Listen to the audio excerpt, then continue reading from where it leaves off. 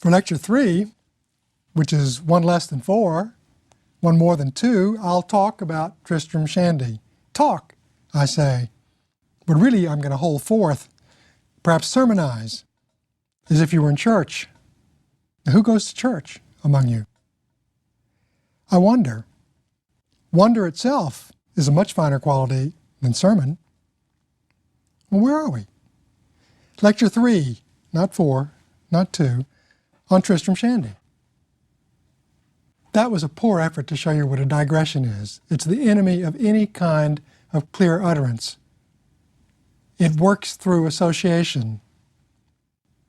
It wrecks bottom line thinking. Sterne is the master of it. God knows you've all been exposed to people where you think, get to the point. Finish what you're saying. This book never gets to the point, never finishes what it's saying, and that's part of its charm, it seems to me. It is the oddest narrative in English literature. And it makes us realize, and this is why I chose it, to follow Moll Flanders, which is such a straightforward book. It makes us realize how free, playful, impudent, and inventive a novel might be, that there is no fixed form for telling a story. And once you've seen that, then you begin to think, well, maybe the rules that govern the way we write are also rules that are not written in stone that govern the way we think. Maybe we could think in a freer, more liberated, emancipated way. Sterne's book, it seems to me, is one of the tonic texts we have for learning to at least imagine those possibilities. And so we follow the straightforward Defoe with the capricious Sterne, a book that seems to enjoy going inside out, to stick its tongue out at its own conventions, in order to see just how capacious and rich the novel form is, how much it can encompass. It's not something you first see if you look at this big, thick book, which was written over a period of years, published in installments, because it has tons of learned references in it, Latin, Greek, Dutch, Biblical, French, and they're not just footnoted.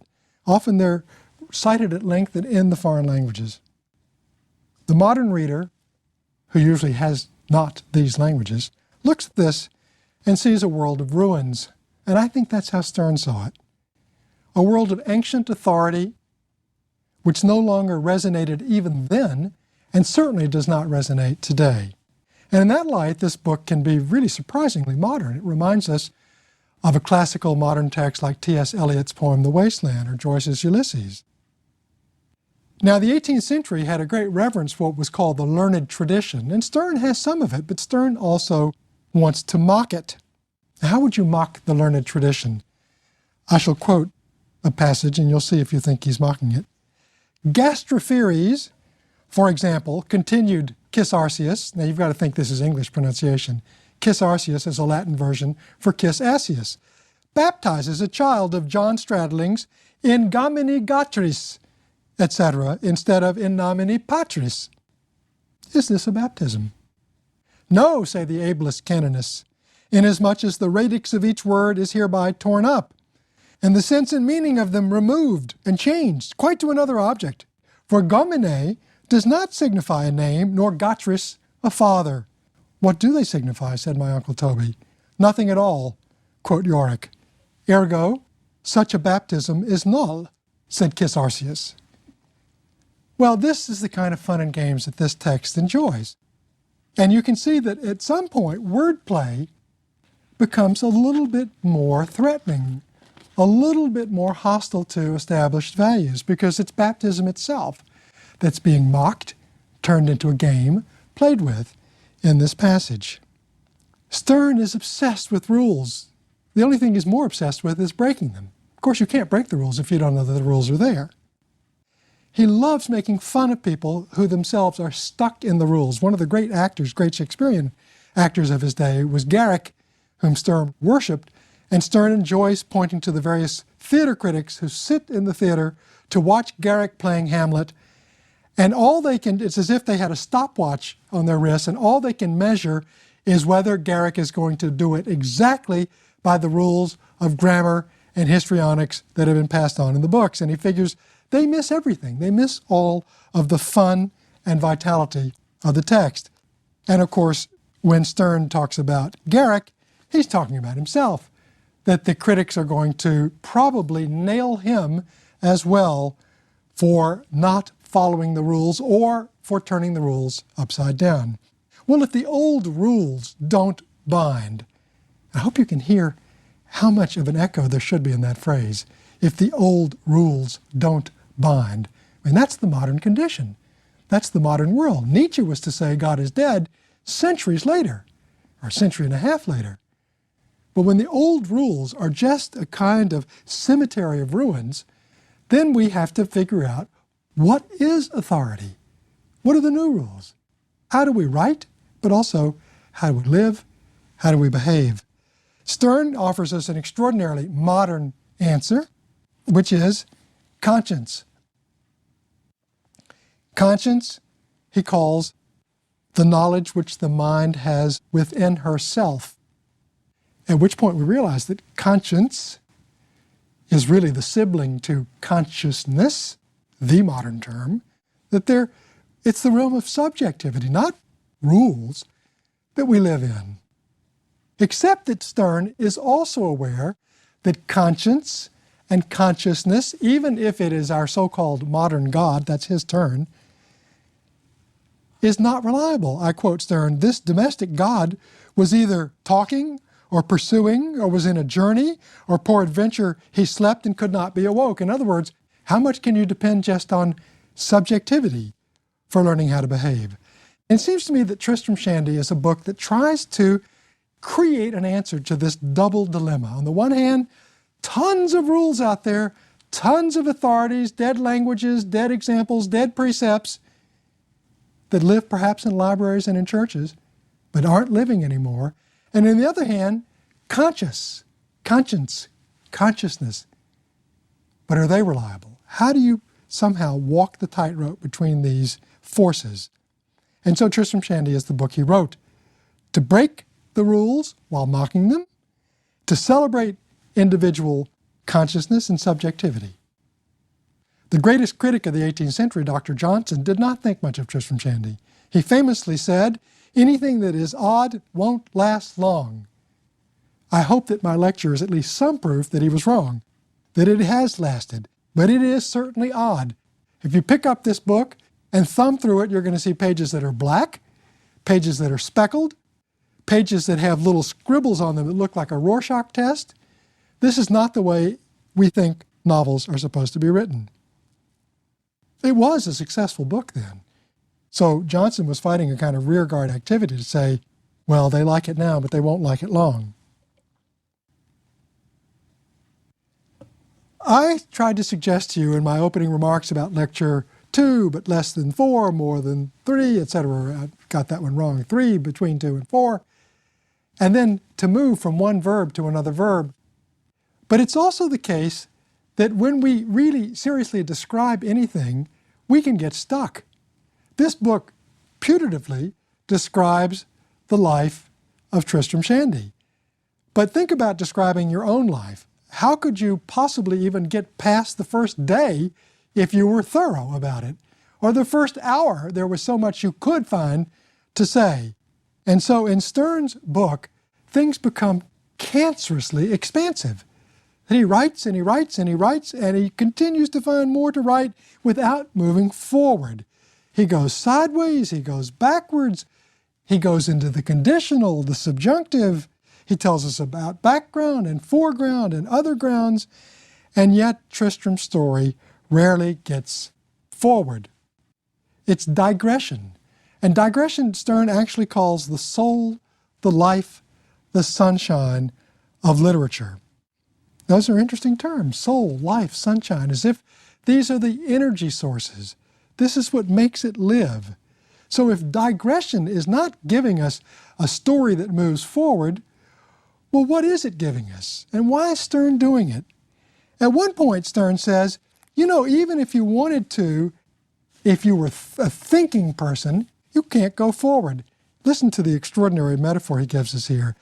Could a historiographer drive on his history as a muleteer drives on his mule, straightforward? For instance, from Rome all the way to Loreto, without ever once turning his head aside, either to the right hand or to the left, he might venture to foretell you to an hour when he should get to his journey's end. But the thing is, morally speaking, impossible. And he could have easily said, morally speaking, or in terms of conscience and consciousness, in terms of the noise and play and banter that goes on 24/7 in our head, we don't go forward like that. Maybe, in fact, we're not supposed to be going forward. If you're not going forward, but you're going sideways and you're writing a digressive text, you've shifted your center of attention from the presumable plot of your story. Where? Well, it seems to me the answer is obvious. To your reader. The reader is brought into this book. The reader is the person who is addressed, not the story being told. I'll give you Sterne's way of writing a digressive paragraph. I told the Christian reader, I say Christian, hoping he is one, and if he's not, I'm sorry for it, and only beg he will consider the matter with himself and not lay the blame entirely on this book. I told him, sir, and then he continues to get even further lost. Well, the question is, do we ever get to the point? Does anyone get to the point, to the bottom line? How often do we, in fact, bob and weave and go in all other kinds of directions? One origin for this kind of writing is Sterne's interest in Locke, the philosopher, and in particular, he takes Locke's notion of free association, that the mind works metaphorically. It goes from one idea to another where there may not be a logical connection. And it just sort of shifts gears. It's like a carrefour, a crossroads, goes somewhere else. In this sense, we're always thinking analogically, metaphorically. As you can imagine, this can give logic a hard day. And it can also make conversation difficult. Sterne labels this behavior hobby horse. It's a funny term. A hobby horse actually existed in 18th century England. It was like a rocking horse that children used. But Sterne wants to suggest that this kind of child's toy represents the kind of odd, frivolous, capricious way that we think. And of course, a hobby horse you could imagine as a way of going somewhere, as a kind of carriage of sorts. There are a lot of implications to this that I think are worth drawing out before I get further into the book. One is that it leads to a view of life as largely private and solipsistic. In other words, if I operate almost always by free association, and if a kind of common universal logic doesn't govern my phrases or even my thinking, then it turns out that I almost need a decipherer, a decoder, because it's my own private logic, my own internal logic that seems to be in play here. And this is very hospitable to one's obsessions. And so Sterne's characters speak past each other. X will say something and Y will say something else, not because of what he heard from X, because of what it triggered in his own mind. And you can decide for yourself whether your own conversations follow that model or not. But to take this notion of privacy even further, I think Sterne's view of life and of the way the mind works and its free associative character also suggests that we are in some sense locked out of other people's actual being, that we live in an opaque world, that we can see people, we can see their skin, we can see their form and their figure, we can hear what they have to say, but we cannot see the mechanism that's in their mind that is producing the logic behind what they are saying. And Sterne writes about that. He writes about it in the sense that he thinks that it would be great if we did have access to other people's minds. And he doesn't think that we do.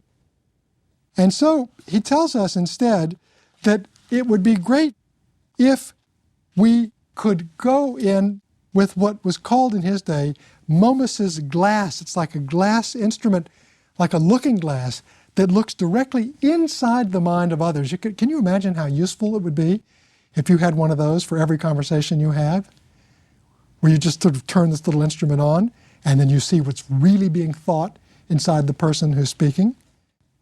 And Sterne is very funny in the way he describes it. He said, if you had a glass like that, you could easily understand other people's character. All you would have to do, he says, is to take a chair, go softly, as if you were looking in a beehive, and look in, and you would view the soul stark naked and observe all her motions. You could watch exactly how ideas are formed inside of the people whom you're listening to or whom you care about. But, he says, such an advantage is not to be had by the biographer in this planet. And he says again, and this is, I think, a very rich and sad utterance, our minds shine not through the body, but are wrapped up here in a dark covering of uncrystallized flesh and blood. And therefore, if we want to understand the character, the personality, the values, the reality of the people that we're dealing with, there is no transparency to be had. We have to go by other kinds of means. And I think Sterne is actually going to suggest that the best way to do it is to pay attention to their particular obsessions, their own free associative pattern, etc. That may give you a better key as to what they're really like. Now, Sterne's world is a funny world in the sense that even though he cannot take anything to its conclusion, he's like a juggler who has lots of balls up in the air at the same time. He enjoys leaving his characters in mid-speech, in mid-air, and he drops them and he goes on to other topics altogether. He'll have someone absolutely in mid-speech and then he goes on and takes up another topic. If I were to stop in mid-speech, I would be stopped. You'd all be either watching or listening, and there'd be nothing coming from me. So the people themselves are frozen. But the writer, and this is what I'm leading to, is never frozen. The writer is the person who has the kind of force, power, muscularity to treat his characters as frisbees, as balls in the air, as objects that you can play with. So why not have them give half a speech and then stop them because it's your pleasure to do it? It's like the technology we have today when we put it on freeze and we want to go to the bathroom or something and come back and they haven't gone anywhere. Try doing that to yourself if you have to go to the bathroom. We can't freeze. But that's the kind of power that this text illustrates. And therefore, it's not at all surprising that on page 142 of this text, Sterne will write, all my heroes are off my hands. It's the first time I've had a moment to spare. I'll make use of it and write my preface. There are not very many books that have the preface on page 142, but it's typical of the kind of wackiness, but also, I want now to say, of the kind of freedom and maneuvering room that this book demonstrates. This book is about the power of writing. It's about also the implements of a story, such as its plot, its characters, all of that being somehow malleable, amenable to the will and shaping power of the writer himself. This kind of stunning mobility, because that's what it is sharply contrasted in this book with the coercive qualities of real life that in fact imprison his characters. And now I'm going to get closer to the novel itself and talk about its title figure, Tristram. The story is about the birth and life of Tristram. Well, I made it sound easy, the birth and life of Tristram. In fact, Tristram's birth is anything but easy. The first sentence of this book tells us trouble is coming. I wish either my father or my mother, or indeed both of them, as they were in duty both bound to it, had minded what they were about when they begot me. What is he getting at? Well, it turns out that the Sterne family, mother and father, have a particular weekly habit. Once a week, they wind up their clock, and once a week, they go through their conjugal duties. Now, this can get you in trouble if you confuse these two operations. And it turns out that at exactly the wrong moment, Mrs. Sterne tells her husband, "Did you wind the clock?" And he is interrupted while doing something important. "Good God, woman, What an interruption. This is only part of the problem that poor Tristram runs into, because this book suggests that actual biological creatures are subject to all kinds of terrible pressures. And so one of them would be the dispersion of animal spirits at conception. We just saw that. Another would be going through the birth canal, because the cerebellum can be squeezed. Well, Tristram is pulled out by forceps that almost wreck him. Another can be being given the wrong name, and when the father doesn't realize that he's named Tristram, which is terrible. And another can have one of your vital organs, if you're a male, somehow being damaged, and little baby Tristram is taken to the windowsill to pee, and the window falls down, almost castrating him. From all of these points of view, he is going to be a cosmic loser. Now, I said that this book has muscularity, it has mobility, all of that is in the writing, but we see that the character himself is really a kind of determinist victim here. Well, this book, therefore, is interested, it seems to me, in contrasting what kinds of freedom we have versus what kinds of coerciveness and determinism we are subject to. And it's in that light as well that the digressions are so important, because they establish a kind of maneuvering room for the authorial voice. But they also do something else. Sterne is interested in trying to free up, emancipate the power of language. Well, what does that mean, the power of language? The power of language to suggest things beyond its dictionary meanings. So, for example, you'll have a chapter in this book called The Promontory of Noses. Well, what do you think a promontory of noses is? Well, this is a story about a man who rides into a place with a huge nose. And in particular, all of the women in this town go crazy about this man's nose. And at some point, the reader starts to think, well, wait a minute, he's not talking about noses at all, is he? And as well, this book is going to talk much about knots and spigots and whiskers and pump handles.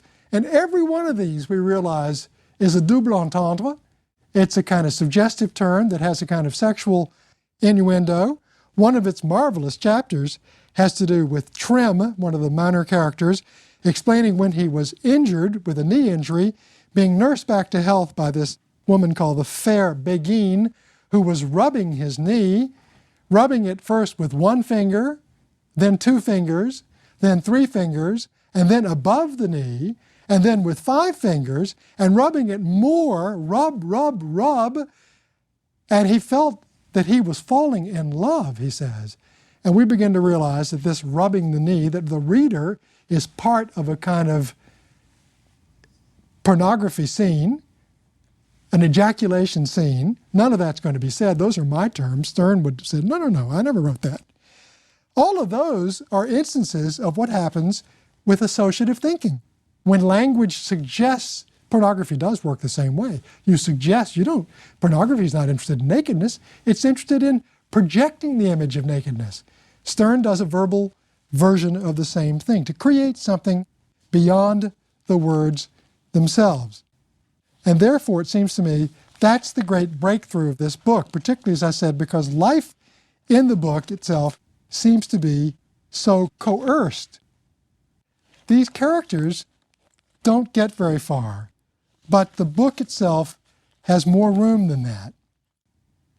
And one of the passages I want to read to you has to do with Sterne's sense of the kind of miracle he wants to work here. Tell me, ye learned, shall we ever be adding so much to the bulk, so little to the stock? Shall we forever make new books, as apothecaries make new mixtures, by pouring only out of one vessel into another? There's an effort here to finally make a miracle. Could you make a miracle through language? Well, it's not clear that any of us can see our way to doing that, but Sterne wants to try to go that far. Are we forever to be twisting and untwisting the same rope, forever in the same track, forever at the same pace? Shall we be destined to the days of eternity, on holy days as well as working days, to be showing the relics of learning, that's that learned tradition, as monks do the relics of their saints, without working one single miracle with them. Well, how do you work a miracle with language? How do you take the words, pornography, as I said, is one, bawdiness is one, double entendre says a double meaning, that's one, but I'd suggest that the mind itself is capricious and creative in exactly that light. I'm going to read you one of the wackiest passages that I really like in this book. Think about this. This has nothing to do with Tristram's birth, but it has to do with the speculative powers of thinking, which is that muscularity, that mobility that this book is putting onto the page. "Didst thou ever see a white bear?" cried my father. Now you must wonder, what is this about? A white bear. Very well. Have I ever seen one? Might I ever have seen one? Am I ever to see one? Ought I ever to have seen one? Or can I ever see one? Do you see he's taking the entire grammatical structure and just inserting the white bear and say, how many different ways might it be possible to sort of think about a white bear? If I should see a white bear, what should I say? I mean, these are all in the subjunctive, in the conditional, in the possible. None of this is measurable. If I should never see a white bear, what then? If I never have, can, must, or shall see a white bear alive, have I ever seen the skin of one?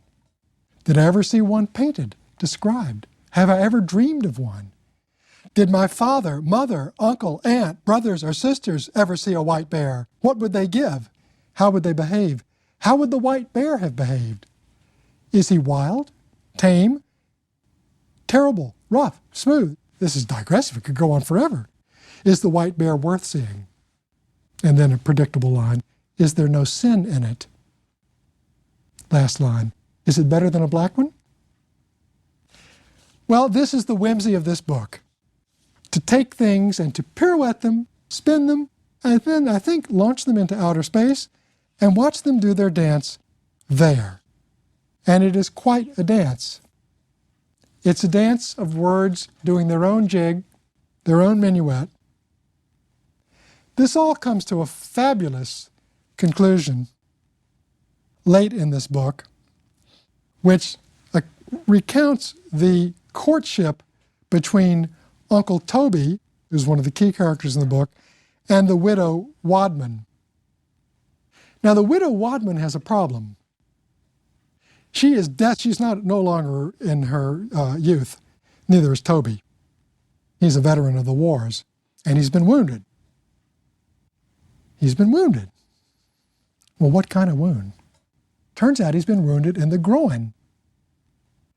The widow Wadman would like to know more about this wound.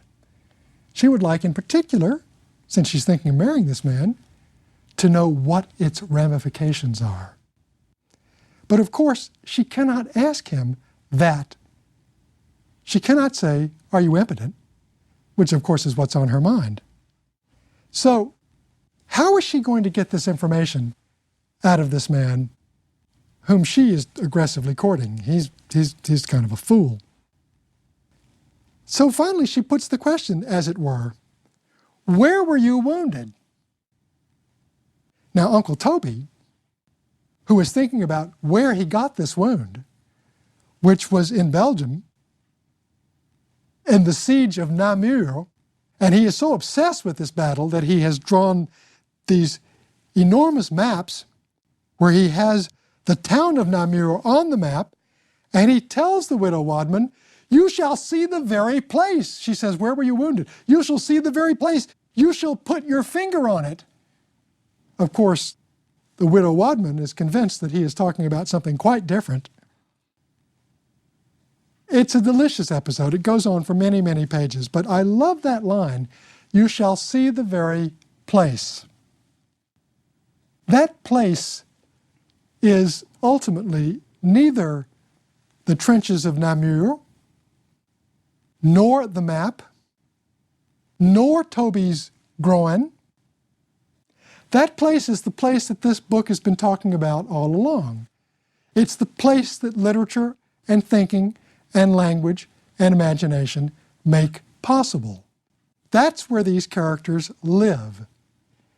But this book is punctuated by a narrator who has a vile cough, as indeed Sterne himself did. One of the late chapters is about death tracking Sterne. And we begin to realize that that's the dialectic of the book.